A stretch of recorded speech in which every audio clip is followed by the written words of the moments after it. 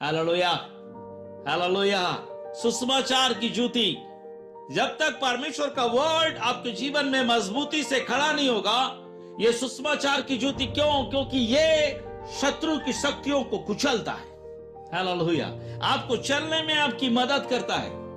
आमीन। आपको मजबूती से खड़े होने में मदद करता है। शूज आपको कॉन्फिडेंस देते हैं। बहुत अर्थ है इसके बारे में, लेकिन बाइबल इस बात को साफ कहता है, जब आप बने रहेंगे, जब उसमें तैयार रहेंगे, जब उसमें सुरक्षित रहेंगे, तब उन कामों को अपने जीवन में देख पाएंगे। तो आप देखेंगे यहेजकेल 28 में कि एक रूप डेविल को दिया गया है, जिस रूप में वो एदन बगीचा में रह रहा है।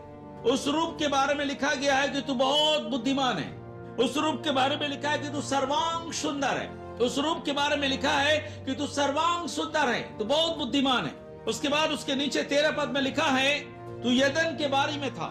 मतलब उसको एक रूप देकर एक बारी में उसको रखा गया है। उसके नीचे अगर आप पढ़ेंगे, तेरे पहरावे, उसके पहनने का वस्त्र के बारे में बताया गया है। फिरोजा, हर प्रकार की मणि, मरकत, सोना, हीरा, उसके आभूषण।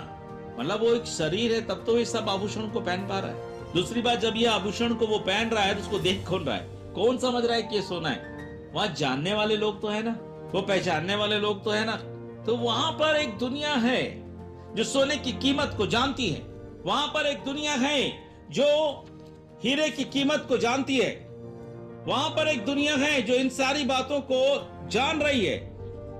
यहेजकेल 28 को जब आप निकाल लीजिए, जब आप इन बातों को आप देखते हैं, बाइबल कहता है तो परमेश्वर की एदन नाम की बारी में था। तेरे पास आभूषण, मणिक, पदराक, सारे आभूषण के बारे में लिखा है। तू अभिषेक का रूप था, लिखा है। तू चमकने वाली मड़ियों के बीच में रहता था। जब तू सिरजा गया, मतलब एक शरीर उसके बारे में बनाया गया।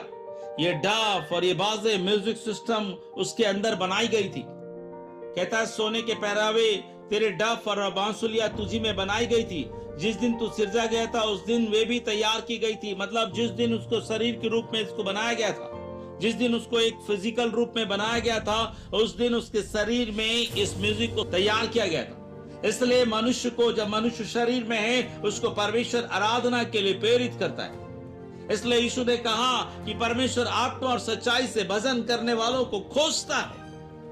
आपको परमेश्वर को खोजने की जरूरत नहीं है, आपको परमेश्वर को ढूंढने की जरूरत नहीं है। आप आत्मा और सच्चाई से उसकी आराधना कीजिए, आत्मा और सच्चाई से उसका भजन कीजिए, परमेश्वर आपको खोजेगा।